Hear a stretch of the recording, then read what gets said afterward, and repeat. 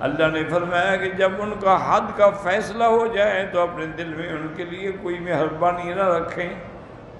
ایک ہے فطری طور پر مہربانی، وہ تو ہوتی ہے، لیکن مہربانی ایسی نہ کریں کہ ان کو حد سے بچانے کی کوشش کریں، یا حاکم کو مجبور کر دیں کہ اس کو حد نہ مارے، یہ ناجائز ہے۔ اب مسئلہ سمجھ لیں کہ زنا کے بارے میں سب سے پہلی چیز تو یہ ہے کہ زنا ایک بہت بڑا گناہ ہے، انہ کان فاحش وساء سبیلا۔ اور اسی طرح محاورات عرب میں ہے کہ الزنا یخرج البنا، زنا جو ہے وہ تیری بنیادوں کو بھی ہلا دیتا ہے، اور زنا جو ہے وہ سبب بنتا ہے قبائل میں فساد کا، جس سے قتل ہو جاتے ہیں۔ ایک مسئلہ یہ۔ دوسرا مسئلہ یہ ہے کہ بھی اگر کوئی زانی زنا کرے اور دونوں غیر شادی شدہ ہیں، یعنی مرد بھی عورت بھی، تو دونوں کو 100 کوڑا مارا جائے گا۔ اگر ان میں ایک شادی شدہ ہے اور ایک غیر شادی شدہ ہے، غیر شادی شدہ کو کوڑے مارے جائیں گے، شادی شدہ کو رجم کیا جائے گا۔ رجم کا معنی یہ ہوتا ہے کہ ان کو کھڑا کر کے پتھر مارے جائیں، اتنے مارے جائیں کہ حتیٰ کہ وہ مر جائیں۔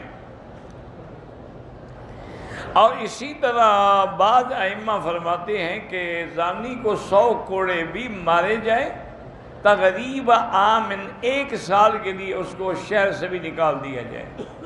لیکن امام ابو حنیفہ فرماتے ہیں کہ سال سے نکالنا جو ہے یہ حد میں شامل نہیں ہے، کیونکہ قرآن پاک نے یہ لفظ نہیں لکھا۔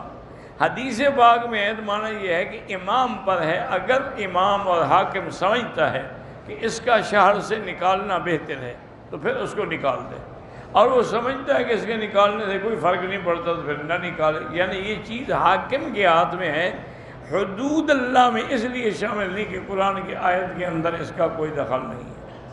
تیسری بات یہ ہے کہ آیت الرجم باقاعدہ اللہ کے قرآن میں تھی، لیکن یہ منسوخ التلاوت ہے اور باقی الحکم ہے، یعنی تلاوت منسوخ ہو گئی، حکم باقی ہے۔ الشیخ والشیخۃ اذا زنیا فرجموہما البتۃ نکالا من اللہ، یہ آیت تھی۔ حضرت عمر چاہتے تھے کہ میں لکھ بھی دوں، لیکن انہوں نے فرمایا پھر لوگ اعتراض کریں گے انہوں نے قرآن میں کوئی چیز بڑھا دی ہے، تو بہرحال یہ آیت تھی لیکن منسوخ ہو گئی، منسوخ التلاوت باقی الحکم، اس کا حکم جو ہے وہ باقی رہا۔ اور سب سے بڑی دلیل یہ ہے کہ حضور پاک صلی اللہ علیہ وسلم نے خود رجم کا حکم دیا اور رجم کروائی، اسی طرح خلفائے راشدین نے بھی اپنے دور میں رجم کرائی، تو یہ دلیل ہے کہ رجم حق ہے اور اس کا منکر جو ہے وہ کافر ہو جاتا ہے۔ اور اسی طرح ایک حکم یہ بھی ہے کہ حد کا معنی یہ نہ ہو کہ بس ایسے اس کو بیت مار دیں بس ہی بات پوری ہوگی، 100 بیت پور نہیں، پوری شدت سے ماریں کہ اس کو تکلیف ہو۔ اگر زانی ہے تو اس کا قمیص بھی اتارا جائے گا، اگر تہمت لگانے والا ہے تو وہ کپڑے پہنے رہے گا اور اس کو کوڑے مارے جائیں گے۔